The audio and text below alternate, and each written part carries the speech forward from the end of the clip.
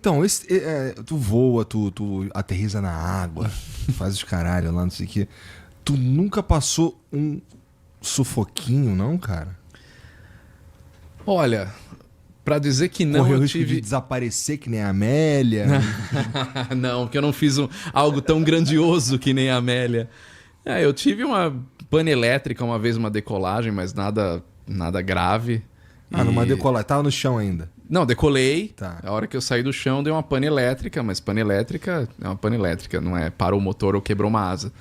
Então, volta, é tranquilo. Nunca tive nada. Pois é, muito... então, por isso que eu trocando ideia com os caras assim, eu já entendi que não faz muito sentido você ficar com medo. Não. O medo, ele é do desconhecido. Porque você não sabe o que está acontecendo. E a falta de controle. Querendo ou não, quando você é passageiro de um avião, você tem controle zero daquilo que está acontecendo. E aí você junta com um desconhecimento, barulho, movimento, turbulência, o que é, né? E é engraçado, tem até alguns memes na aviação, né, que mostra o pessoal gritando lá atrás de turbulência, tá os pilotos assim, olhando um pra cara do outro e falando, né, tá, turbulência, né? Ou tem outro vídeo que os dois pilotos assim, entediados na cabine, aquele voo de cruzeiro e tal, um olha pro outro e fala, o que a gente vai fazer? Ah, sei lá, pega o microfone... atenção, senhores passageiros, a gente está aqui. Oh, meu Deus! Né? Aí escuta todo mundo lá atrás. Aí ele volta. Não, era brincadeira, a gente só estava entediado aqui na cabine, mas tá tudo certo. Então, assim, o voo normal, o voo reto nivelado. Não é nada. É meio chato até, né? Chega até a ser meio chato, né? Porque ainda mais com a aviação que tem hoje, dos aviões comerciais, que é tudo automatizado, os pilotos eles estão lá gerenciando os sistemas, mas eles não estão pilotando o avião com a mão no manche como a gente faz com um carro, né? Então é muito tranquilo. Deu uma turbulência, eu já até fiz vídeo mostrando como é que é a turbulência na visão do piloto na cabine. Não acontece nada, né? Então... Quando você tem esse conhecimento, você sabe que um barulho X é porque abriu um spoiler na asa, que é um freio aerodinâmico, ou na final baixou o trem de pouso e você sente o trem de pouso baixar, porque aumenta muito o arrasto do avião, faz um barulhão. Então quando você percebe e sabe o que é isso, o seu medo vai embora. E aí você consegue voar tranquilo. Entendi. Né? Então, principalmente... Eu entro numa assim, ó, cara, olha, como é que... Vamos lá. Pessoas que morrem nisso daqui, né? E não é, tipo, o tempo inteiro. As pessoas não morrem costumeiramente. Morrem muito mais de tipo, cair de moto.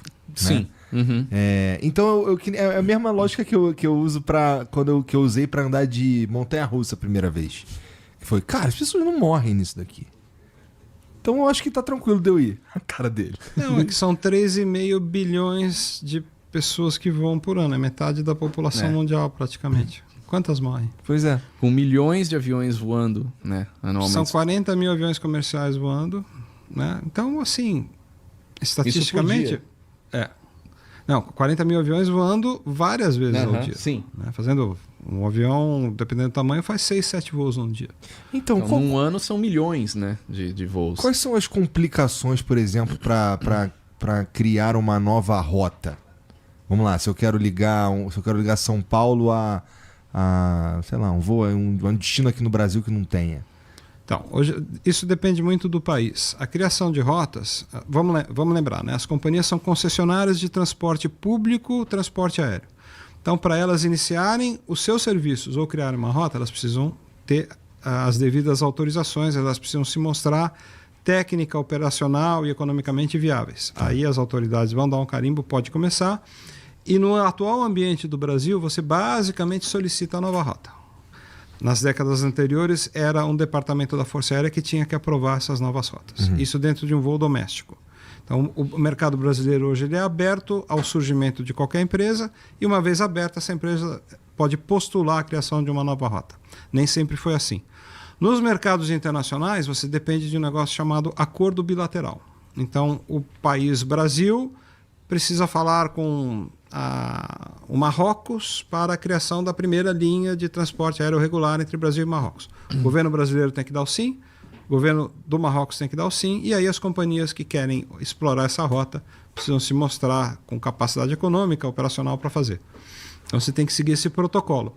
E os governos têm diferentes reações a isso, alguns são mais protecionistas, outros não. Então, por exemplo, o governo brasileiro ele já abriu para empresas internacionais fazerem voos domésticos aqui. Ninguém faz porque as empresas vêm, fazem contas e chegam à conclusão que é um péssimo negócio voar dentro do Brasil. Custo Brasil. O custo Brasil é proibitivo, então por isso que não tem passagem barata no Brasil. Por outro lado, o governo americano não deixa que uma empresa internacional de outro país faça voos domésticos dentro dos Estados Unidos, a não ser que seja prolongamento de uma linha internacional. Então, Mas no Brasil era assim até pouco tempo atrás. Sim. Essa lei mudou agora. Né? Essas leis estão, não digo em constante mutação, mas esse é um processo vivo. Tá. Então, a rigor pode, você precisa solicitar, precisa ter capacidade técnica operacional, isso é um processo que leva pelo menos 1 ano para ser analisado, mas basicamente qualquer um que tem esses quesitos, né, respondidos pode montar. A primeira coisa que eu penso no custo do... Quando eu vou pensar no custo da passagem, a primeira coisa que eu penso é, sei lá, gasolina, o salário dos caras que tá ali, não sei o quê. O que deixa caro de verdade a passagem? Olha, se você pensar que 40% dos custos globais de uma companhia aérea são combustível, no mundo inteiro, você tem que lembrar que o Brasil tem o combustível mais caro do mundo. Entendi. Então, algo que é 40% da composição do teu custo Entendi. é mais caro do que em qualquer lugar do mundo no Brasil. Então você vê ministro, dona de casa, piloto falando, por que não tem low cost no Brasil? Eu fui na Europa, vou numa companhia que cobrou 8 euros e deu tudo certo. Aqui no Brasil eu vou para o Rio de Janeiro por 2.000 euros. Você tem, o Brasil é um trem fantasma, né? Em cada aspecto que você olha, você toma um susto. Tem um sistema tributário bizantino, bitributação, tritributação, regras que mudam. Essa insegurança fiscal também é jurídica, regras que mudam no talante da autoridade. Você tem um sistema de judicialização que é o pior do mundo, mais de 90% de todos os passageiros que processam companhias aéreas estão no Brasil. O presidente da Latam pegou e falou, Panda, de cada passagem vendida eu tenho que reservar $20 para pagar custos de processos. Custos de processos que passageiros impetram e advogados de má fé impetram, porque virou uma indústria, né? Sim. Teve uma advogada agora que chegou... Bom, enfim, deixa para lá. Mas enfim, deixa para lá. Né? Não quero mais briga com os causídicos do que eu preciso. Enfim. Então, assim, você tem Isso é horroroso. Você tem um sistema de controle de tráfego aéreo no Brasil arcaico, insuficiente. Um avião podia voar do Santos Dumont a Congonhas em 30 minutos, leva 50. Por quê? Má gestão de tráfego aéreo. Você tem problemas seríssimos de infraestrutura. E aí gasta mais gasolina, daí fica mais caro. Entendeu? Vai ficar uma merda. Gasta mais gasolina na gasolina mais cara do mundo. Né? E tem o agravante de tudo ser em dólar, né? Em euro, na aviação. E a moeda desvaloriza. Né? Aí tem impostos que são adicionados e que só existem no Brasil. Então você soma tudo isso daí. Aí eu costumo defender as companhias aéreas porque eu falo, vamos ser justos, né? É um milagre que as companhias aéreas ganhem dinheiro no Brasil. A conta normalmente não fecha. Por isso que tantas companhias aéreas fecharam no Brasil. E além do que, você tem, ainda de tempos em tempos, as pagelanças de pacotes econômicos desastrados, plano real, o plano verão, o plano Bressa, aquelas bobagens, o plano cruzado, né, que congelava as passagens, mas não congelava os custos. Então, o custo ia subindo, a passagem estava congelada. Então, assim, com tudo isso, as companhias aéreas brasileiras, né, de qualquer âmbito, elas são... E agora eu vou ficar mais impopular ainda. Eu defendo elas, porque eu sei como é difícil ganhar dinheiro tendo uma companhia aérea no Brasil. E ainda assim elas conseguem, dependendo do ano, ganhar um dinheirinho. Mas aí o cara fala, esse cara aí defende, mas esse cara aí está recebendo. Cara, eu tenho acesso aos números. Né? Eu não gosto de pagar R$2.000 para voar na ponte aérea.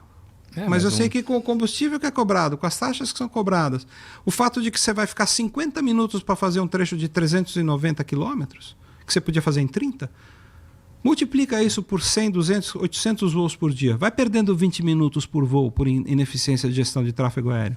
Aí quando você pousa no aeroporto não tem portão, aí quando está no portão o trator quebrou. Vai somando tudo isso. Ou você opera em um aeroporto com uma pista só, que infelizmente no Brasil isso é muito comum.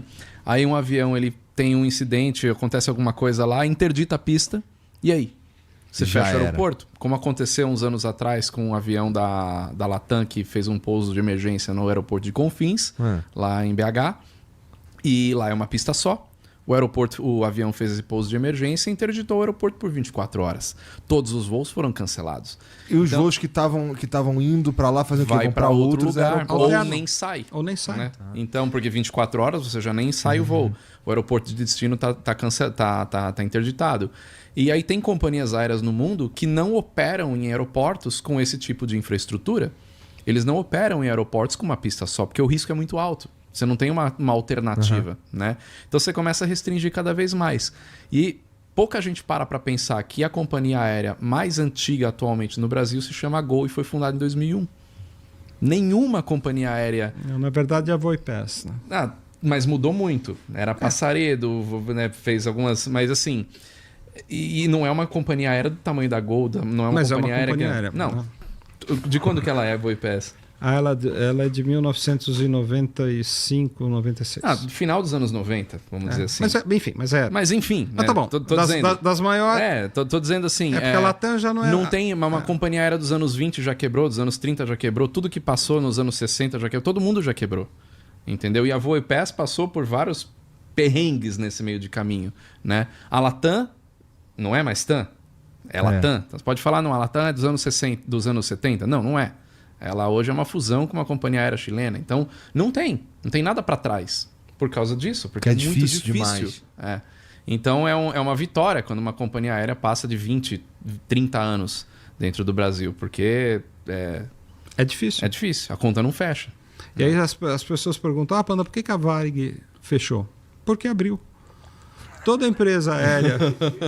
Toda empresa aérea fundada nesses anos formativos da aviação, né, que a aviação comercial começa para valer nos anos 20, né, e ganha enorme impulso após a Segunda Guerra. Então, depois da Segunda Guerra, teve uma explosão de criação de companhias aéreas brasileiras, que nasciam às moscas, assim, 6 companhias novas no ano. Assim. E o Brasil chegou a ter 357 cidades servidas por transporte aéreo regular. Esse número caiu para 70 cidades em meados dos anos 70. Então, o Brasil teve uma aviação muito robusta, muito colorida. Congonha chegou a ser, nos anos 50, o 7º aeroporto mais movimentado do mundo. E a Real Aerovias, que era uma companhia aérea brasileira que hoje pouca gente lembra dela, ela chegou a ser a 7ª maior companhia aérea do mundo. Ninguém se dá conta disso. O pessoal fala da Paner, da Varig, ninguém lembra da Real. A Real foi a maior que o Brasil já teve comparativamente no mundo inteiro. Então, essa aviação toda que era pujante, que tinha essa grande capilaridade, servia mais de 350 cidades, ela foi morrendo, foi sendo amalgamada umas às outras, falindo, sendo comprada, tal, até que a gente entrou nos anos 70 com 4 companhias e 70 cidades. Aí que o Brasil começou a reagir quando criou o sistema de aviação regional, que multiplicou em pouco mais de 2 anos, dobrou o número de cidades servidas, e hoje a gente está por volta de quase 200 cidades servidas no Brasil inteiro. Entendi. Mas você vê, dessas 4 companhias dos anos 70... Não ficou nenhuma. Não ficou nenhuma. Já mudou tudo de novo. Né? Então, qual será que pode ser o próximo ciclo? Vamos esperar que coisas mudem, né, melhorem. Teve uma que, acho que Itapemirim, que fazia coisas de ônibus. Foi um desastre, né? Foi tentar fazer umas paradas no avião. Na verdade, aquilo já foi... nasceu... pronto para quebrar, né? Não caminho é meio morto. Eu só vi que quando eu fui ver já não tinha existia. ido. Acho que não durou um ano, mas ela da forma que ela foi concebida já foi feita para não dar certo, né? Entendi. Infelizmente. Entendi. Então Quem modelou a companhia não tinha noção do que estava fazendo. Né? Então a gente que está nesse setor aí há mais de 40 anos olhou e falou não vai rolar. E aí você pega outros casos que acontecem na aviação. Agora vamos cobrar a bagagem, né? O despacho de malas. Todo mundo reclama, porque isso é um absurdo, Só que isso acontece no mundo inteiro. O único lugar... Tem outro lugar, além do Brasil, que isso acontecia, de despacho gratuito? Sim, na China você não pode cobrar. A China tem uma aviação totalmente diferente. Ali é um universo totalmente diferente. A aviação chinesa é controlada. Então, assim, as companhias aéreas na China são obrigadas a servir comida a bordo. Não tem conversa. Então, se você sobe em qualquer voo doméstico na China, você vai... Mas você vê, isso é uma imposição do governo, não é um livre mercado. Entendi. Né? Ali é o Estado provavelmente, inclusive, financia, né? Imagino. Sim e não. A China, a cada 5 anos, as coisas mudam um pouquinho. A China teve uma companhia aérea só até o final do milênio passado, aí liberou, surgiram, 11 companhias estatais, mas cada uma numa região. E depois algumas não deram certo, foram compradas por 3 grandes grupos que hoje existem na China, né? Que é Air China, China Eastern e China Southern. Essas 3 controlam 90% da China, que vai ser em 10 anos o maior mercado de aviação do mundo, vai passar os Estados Unidos.